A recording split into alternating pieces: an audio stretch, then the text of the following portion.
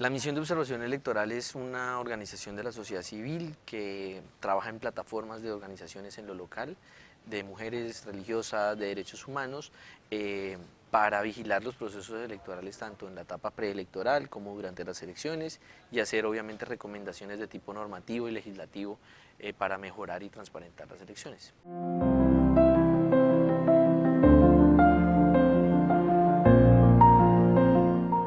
Bueno, hay muchas conclusiones porque es un ejercicio que se hace con 21 universidades en donde se analizaron más de 6.000 noticias y hay varias conclusiones. Una primera conclusión tiene que ver con el tema de cómo ha ido modificándose el cubrimiento de los procesos electorales y es que mientras que antes las elecciones eran cubiertas de manera muy particular, los procesos electorales, la logística de las elecciones, esos temas han ido bajando mientras han emergido unos nuevos temas como son temas programáticos y temas de transparencia en el proceso electoral.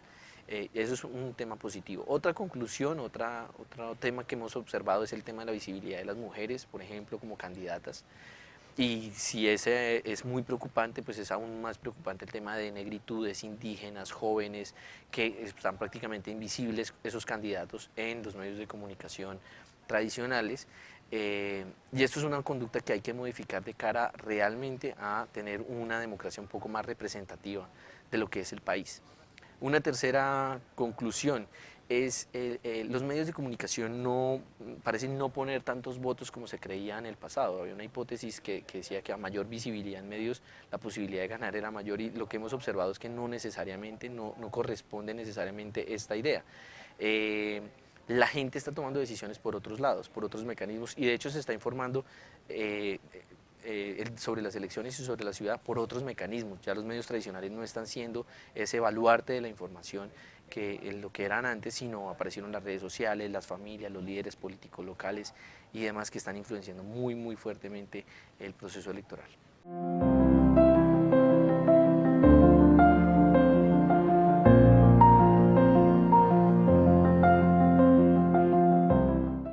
Hay una posibilidad de mayor debate hoy en día, no solo porque se llevó otra vez la política a la plaza pública, se llevó la política a los debates y eso también es muy importante porque no habíamos tenido debates en muchos años en el país. Y tercero, porque lo hemos llevado a las redes sociales, o sea, sin querer queriendo, las redes sociales son una dualidad entre democratización de la información y acceso a mejor información, es decir, podemos acceder a mejor información, podemos además acceder a información directamente de los candidatos. Pero también tenemos una dualidad porque podemos estar accediendo a información fragmentada, información parcializada, información editada para nosotros, para querer ser consumida por nosotros. Entonces, digamos que en esta dualidad lo que sí estamos viendo es que sí hay una posibilidad mayor de debate, hay una posibilidad mayor de discusión, hay una posibilidad mayor de obtener información, pero también hay una posibilidad que sea el corazón el que lleve la deliberación, es decir, las emociones, que la política la defina es a quien odio, a quien no odio, a quien soy fanático de uno y no permito que se metan con mi candidato, o ataco al otro candidato indiscriminadamente usando el odio, la agresividad, la intolerancia y demás. Entonces hemos visto como sí, se abrió un espacio de debate en los nuevos medios, y un debate muy positivo en muchos casos, pero también nos hemos encontrado con un debate muy emocional. Y ahí es donde creo que tenemos que trabajar, tanto los periodistas como la academia.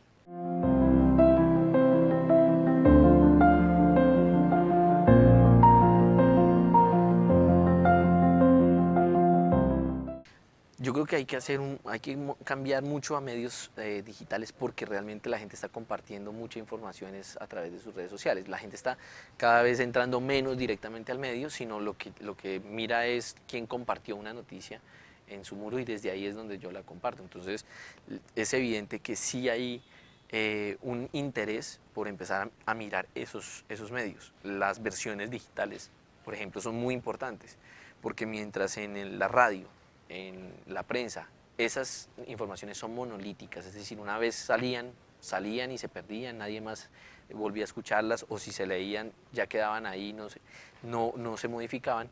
En internet sí está pasando, que se están modificando, que la noticia es viva, es decir, todo el tiempo están nuevos hechos agregándose o nuevas noticias se están referenciando a noticias antiguas. ¿sí? Por medio de links, hipervínculos y demás. Entonces digamos que esa vida que tienen hoy en día las noticias, que ya no es tan monolítico como eran los medios tradicionales, sí es muy importante ya observarlas en medios digitales. Y por ejemplo en temas como radio también se ha modificado mucho la observación, porque antes mirábamos las noticias en radio como la parte en la que se cuentan los hechos, y eso se ha ido modificando mucho en la manera en la que se hace radio en Colombia, en donde ya son magazines, donde hay entrevistas de un tema y de otro. Entonces el tema de la entrevista como tal se convierte en algo muy importante, porque lo que vimos en el pasado proceso electoral con Duque, Petro, Vargas Lleras y demás, era cómo las entrevistas funcionaban de maneras distintas según los candidatos. Entonces estamos hablando de interrupciones, tiempo de hablar de los candidatos, pero además estamos hablando de cuántas preguntas programáticas hicieron, cuántas preguntas críticas les hicieron, cuántas preguntas familiares cotidianas les hicieron a los candidatos. Y ahí había unas diferencias tan grandes que, digamos, merece la pena, ahora que la radio sigue muy fuerte, ¿sí? Hoy en día, volteemos a mirar esos espacios más específicos.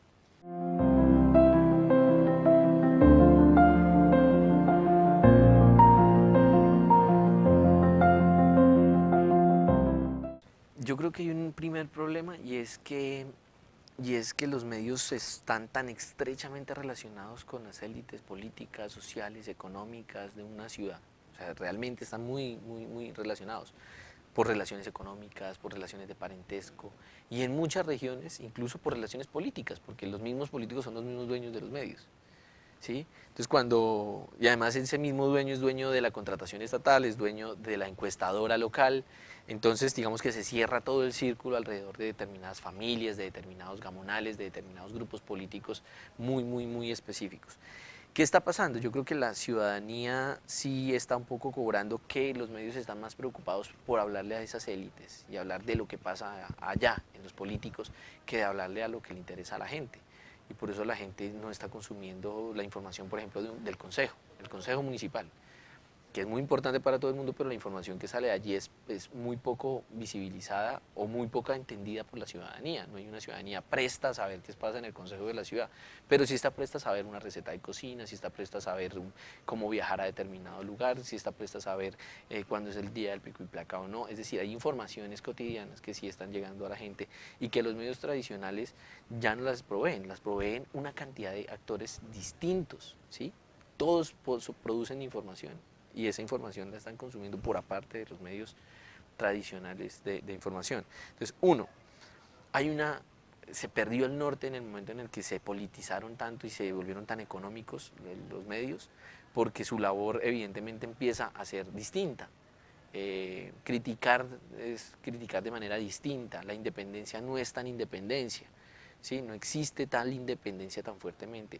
Y en momentos en donde hay tanta desinformación, uno voltea y quiere mirar los medios tradicionales y se encuentra que allí tampoco están como las respuestas a la verdadera información, porque no hay contraste de fuentes, no hay múltiples fuentes, no hay las mejores fuentes, ¿sí? Sino hay un ejercicio cotidiano de entregar información, que viene de de las mismas fuentes políticas, de las mismas fuentes económicas, con un ejercicio además que está anterior a ese, y es que todas las fuentes políticas y económicas tienen comunicadores que saben qué información entregan y qué no, y lo que debería hacer el periodista es indagar sobre esa información que no entregan las élites políticas y económicas y demás, pero eso no lo estamos viendo. Si eso lo viéramos, esos medios serían exitosos y serían virales, porque eso sería exclusivo.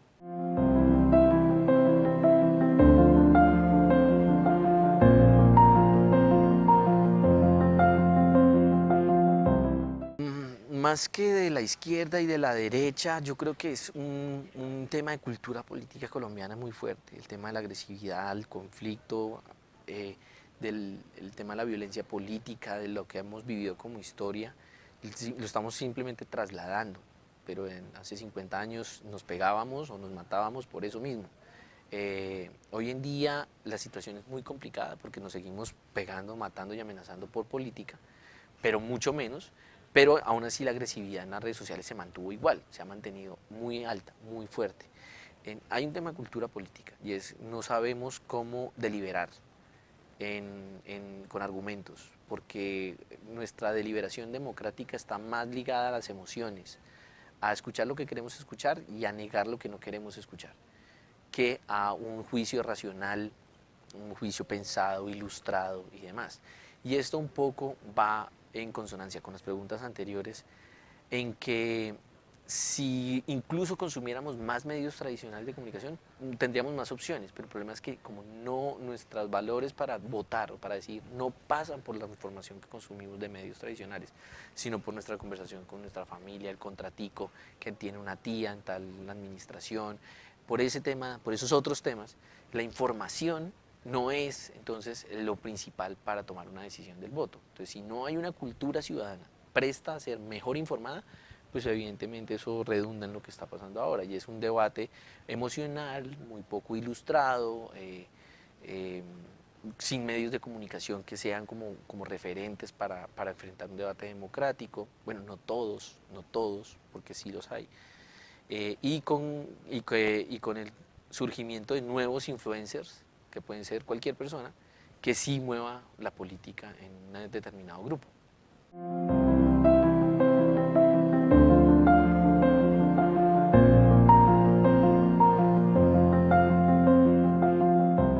Una vez comenzó los problemas de desinformación, las grandes redes incluso tomaron decisiones muy fuertes para empezar a formar, capacitar y apoyar ejercicios de chequeo de información, de verificar información, de tener páginas especializadas, con contenido especializado, con periodistas especializados en lograr desmentir la información. Y eso es un poco una reacción más que una proposición a lo que está pasando en el fenómeno de desinformación.